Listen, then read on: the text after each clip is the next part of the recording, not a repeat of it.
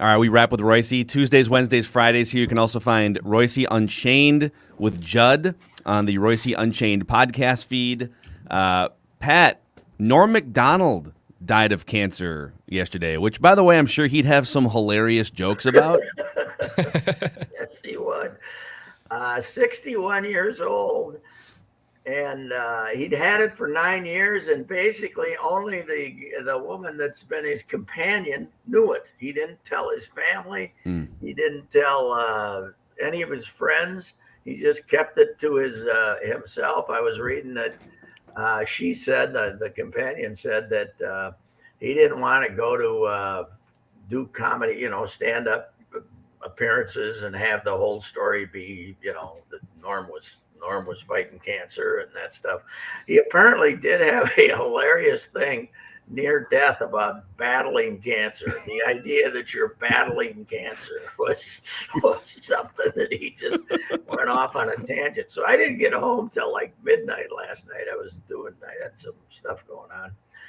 And then I started watching Norm videos, and damn, I was up till 2:30 in the morning. Oh my God! Yeah, looking at some of the stuff, and the ESPY thing is famous, but there are so many appearances on TV shows where he just, he's on a radio show where it must be a podcast because he's swearing and stuff, and he says something about a doctor suggesting, anyway, they're suggesting he was fat, So the guy says something sympathetic about that. He says, "No, he was saying I was a fat bleep." But you wonder if some of that bloating that he had in his face and stuff might have been from getting chemotherapy and stuff like that. But he never told anybody about it. What a guy! I mean, a bunch of the Saturday Night Live guys were came out and were talking about him, and he was like the guy that all the comedians thought was the funniest guy of all time. Yeah. Mm-hmm. And he got fired, of course, there because Ohlmeyer, the head of NBC, was a big buddy of OJ's. And he wouldn't stop it. No, he wouldn't stop making OJ murder jokes on Weekend Update. Did you go back and watch that, Pat? That is every joke he did about like a person wrote a book or something would end with, and OJ said he did it, it was every one of those things. It's hilarious. A lot of updates on the search. I saw one on the search for the real killer. And we have 3 sketches of what the real killer looked like, and they were all OJ. Of course, they were all sketches of OJ. Yeah, he was unbelievable. He's that Howard Stern joke on Uncle Terry that goes on about 9 minutes is one of the all-time greats too. He had a run. I forgot that his Weekend Update run was like 4 years. I mean, Was he? So Dennis Miller did it in the 80s. Where's Norm McDonald on sort of the Weekend Update pecking order? His satire, everybody who does satire keeps it a little below the surface, but because that's the definition of satire. But his was much more subtle. That you had to be listening to every sentence to see where the hell Norm was going with stuff and where the joke was. But man, I love that guy. I thought he was the best. His stuff on Conan is phenomenal. Oh my God! Because Conan would just allow him to tell those jokes that didn't last, and he'd be cracking up. And the best part to that point, Pat, is there were times it was clear that nobody but his fellow comedians had any idea what was funny about it. Yes. Like they'll be dying laughing, and the audience will be completely quiet, and he loves it. The famous 7-minute moth joke about all the emotional problems that the moth was going through, the trouble that the moth was having, and mispronouncing all these ethnic names and stuff like that. And then the punchline is, "So why did you come to me?" And the moth says, "The light was on." after the whole 7. And Norm thought that was hilarious, but I don't think he told those like time and again, did they? Either. I mean, a lot of them he told, and I think a lot of them changed in the retelling too, because he would change the whole build. The build up was always this outrageous build up, which then had a punchline that was just as simple as could be. I wanted if because there's probably some younger people that watch us on YouTube. If you haven't ever seen Norm McDonald at the ESPYs in the mid or late 90s, I can't remember what year it was. Just Google Norm McDonald ESPYs. First one ever, I believe, in '99, wasn't it? Okay. First I mean, one ever. it's like 1998 ESPYs. It is. I'm not sure if ESPN executives knew exactly what they were getting themselves into, but it's one of the most funny and uncomfortable stand-up monologues you'll ever see. The guys out in the crowd. The Charles Woodson thing is the famous one, but even worse was the Anthony Mason joke. How old was the girl that they honored there? They were honoring like this 10-year-old girl for something, and he says, "That's even too young for Anthony Mason." Oh my God! Can you imagine? Who got a kid? And that was the crowd, and that's the one that went, "Oh!" The guys were covering their heads and stuff out in the crowd. So all right, I'm not gonna do it justice, but this is the Norm McDonald. I got the transcript from the ESPYs, the Charles Woodson, and there's Charles Woodson. How about that? And you knew, like, oh God, what's gonna happen? What a season he had. He became the first defensive player to win the Heisman Trophy. Congratulations, Charles. That's something that no one can ever take away from you. Unless you kill your wife and a waiter, in which case all bets are off. Is the Anthony Mason joke on there, or did they delete it? It's I just found a transcript of that one. Charles Woodson part. Yeah. Yeah, I don't know. It was a young girl that was getting some honor, or she was a young singer or something. It's even too young for Anthony Mason. God, the crowd is never invited back. Not surprisingly. I heard somebody talking about they had an SNL 40-year reunion thing and a big reception after it, and everybody got a script and they were supposed to do this thing, and then the three guys to build up to the introduction of Chevy Chase, and then Norm was the fourth guy, and he just rambled on for like minutes. He was supposed to say a sentence or something, and he just started, because deep in his heart, he had to be bitter about these guys getting rid of him. Even if a 4-year run was long enough for him, he probably had to be bitter about being fired. For sure. Anyway, he will. Those little walk-in appearances. He probably was never wealthy, huh? He probably was never wealthy like he should have. No, I mean he was. He was in. He was in some decent movies, but never. I don't think he was never like Will Ferrell, making 15, 20 million. The first time I ever saw Norm, because I was like 10 when he was doing Weekend Update, so I wasn't an SNL watcher. I saw Dirty Work in the late 90s or early 2000s. That's my first Norm McDonald experience ever. Yeah. And I'm like, who is this guy? Yeah. The delivery. I mean, it's not often that a celebrity can have cancer long term and we don't know about it, right? We never hear about it. So he didn't want the publicity on that either. Odd fella, there's no doubt about it. I bet I bet the companion has some stories to tell. A compulsive, psychotic gambler too, sports gambler. Really? Oh yeah, big, crazy. How did he know? Because he showed up one, like Blake Griffin, another great line. There's a clip that's floating around yesterday. So Blake Griffin won the Rookie of the Year award, and he's doing a press conference, 10, 12 years ago. And Norm McDonald shows up with that Norm McDonald like goofy grin, and he's among all the reporters in the crowd, and he gets the microphone on NBA TV, and hey Blake, it's your longtime friend Norm.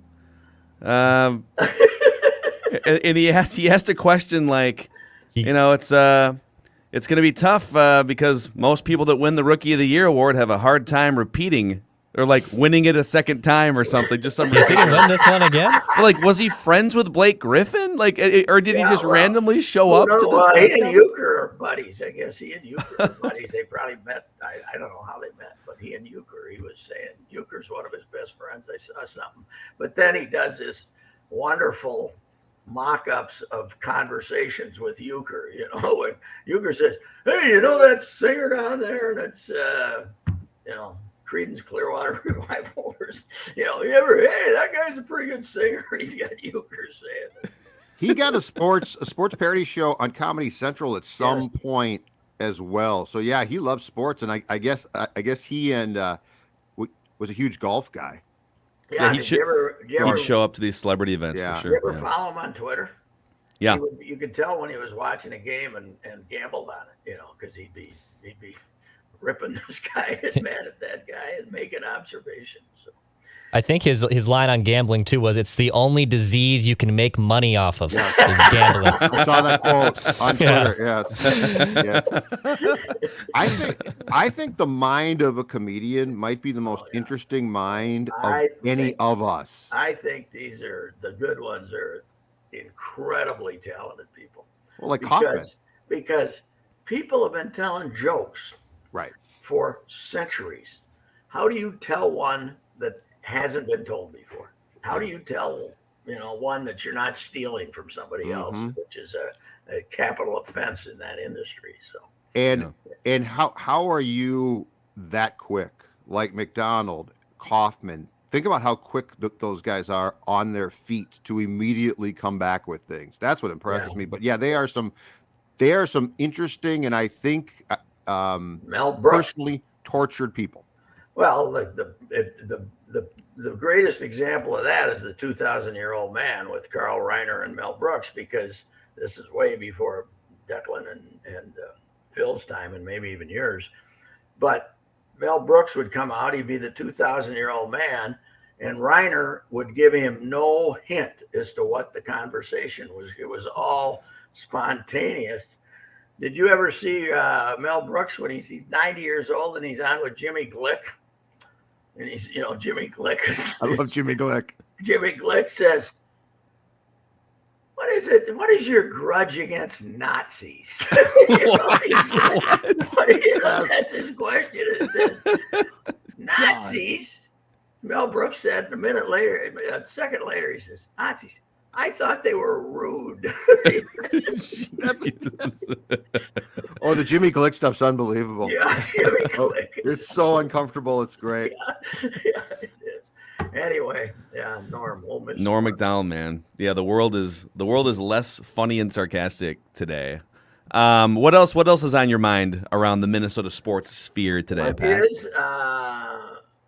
I'm very curious about both these football teams. I in my own crotchety, grumpy way, certainly in the middle of August, I thought they were both, well, not the middle of August, when the Vikings training camp started at the end of July, I thought they were both going to be really good. And then I, started to waver with everybody else about the I started to waver with everybody else about the Vikings when the training camp got thrown off the wheels. But I thought the Gophers, it's hard to judge the Gophers at all on that Miami Ohio game, because if you look at Fleck's record, that's the way they play early in the season. It is. The year they went 11-3, they damn near lost to Georgia Southern. They were beat by friends, and they got better and better and better. So I'll be interested to see. Colorado lost a tough game. They apparently have no offense. And I would think the Gophers, when they're playing a team that isn't explosive offensively, they have a better, that's their game. That's fine with them. They can outbore you. You're going to have to score long. You're going to have to beat them by, being better than they are athletically, offensively. So I think that's a real interesting game. Colorado. I've been looking at like Action Network and just like where the sports books see this game, and it's very much a lot of 2.5 Colorado sort of. I think the over under is in the mid 50s. So Action Network and another site have it like 30-27. So I was out there. I was out there only once for a Gopher game in Boulder. That's when Bill McCartney was in the height of being the most religious cheater in the history of college. You know, the man started Promise Keepers, but Promise meanwhile, one of Keepers. the great cheats in the history of college football. And he had that Colorado, he had that bunch of that great. That's when they were right with Nebraska and Oklahoma, right? 58-0, that one was for poor old Goody. That was not athletically. That was a mismatch when I was out there. How did the Gophers have no passing yards in the second half of that last game? That's my question. How do you have 0 passing yards against Miami of Ohio? I think they thought they were just going to shut it down. Like we're up by 3 touchdowns. Let's just run it home. I mean, you can mess around with it, but I texted Chip during the game, you know, and he was there, and he said they quit. He said they quit playing for a quarter. Yeah. You know, after late in the third quarter, he said they quit. They're not trying to do anything. Right, the players. So I don't know. Here's something I did. One observation I made though when I saw the, and I might have mentioned this to Judd a couple of days ago. I saw the predictions, and the 8 or 9 guys made predictions in the Star Tribune, right, as to what the Vikings were going to do before the opener. And there was 7 and 10s to 10 and 7s, but there were more under 500s than over 500s. And I was saying, compared to what the predictions would have been before the first day of training camp, it's amazing what training camp and the preseason did to the outlook for this. The public, this was kind of a microcosm of the public's perception of them. I think the public and most of us thought they're going to be pretty good. Yeah. And now you got everybody saying, they'll be lucky to be 500. Of course, losing to Cincinnati adds that. But I don't know. They could go down and play pretty good against Arizona. I mean, the first game to me just verified what the national and Vegas perception was about this team, which was sort of 8.5 over under. Maybe they'll get to 9. And I think everyone locally tends to be, well, obviously more optimistic. And no, it's more like 10 or 11 wins. And I don't know, they don't build those buildings on the Strip because they're off by 3 when they're setting a futures line. My best one the other day was I saw Coastal Carolina. I saw Coastal Carolina was playing Kansas, right? And Kansas has somehow managed to put together the worst football program in the country. And the number was 26.5. 26.5. So I tweeted that out for some reason. I don't even know why. Final score, 27. Yeah. It's amazing. Coastal Carolina. How do you feel, Pat? Know how you can judge Coastal Carolina out here in the Atlantic Ocean and this prairie team with a new coach, playing cross-conference games they've never played before. Like in the NFL, at least all right, the Vikings play the Packers twice a year. You can probably set a line on that. How do you feel, by the way, but you bring up Kansas being one of the most garbage Power 5 programs in college football history. How do you feel that the Vikings offensive coordinator was their wide receivers coach just 5 years ago? It's a little unsettling to Clint me. was great there. What are you talking about? Yeah. I'm sure he was great. Hey, May said that team ranked 4th in the country at one time. 4th in the country. And took the Georgia job and backed out. Yes. That was before he came here. Supposedly a family. I bet he had to do it over again. He'd take the Georgia job, wouldn't he? Yes. Yeah.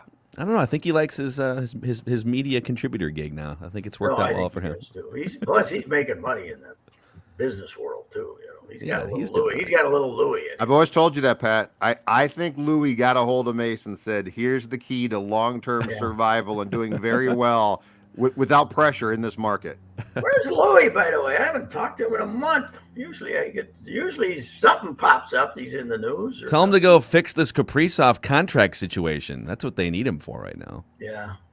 He might have to go to Russia. Judd isn't worried. We're going to outweigh him, and he's going to sign a thing. You know who would be a great combination? Guerin as Zim's GM. Guerin's a hard-ass redneck type. Yeah. There would be a lot of MFs used behind closed doors if you could secretly record those conversations. This bleeper. Yeah, Guerin is old-time hockey. He's not afraid to hurt their feelings. So. Yep. All right, Pat. We'll see you on Friday, sir. All right. All right. Farewell, Norm McDonald, you wonderful SOB. Yep, absolutely. All right, we'll talk to Pat on Friday. Mackie and Judd.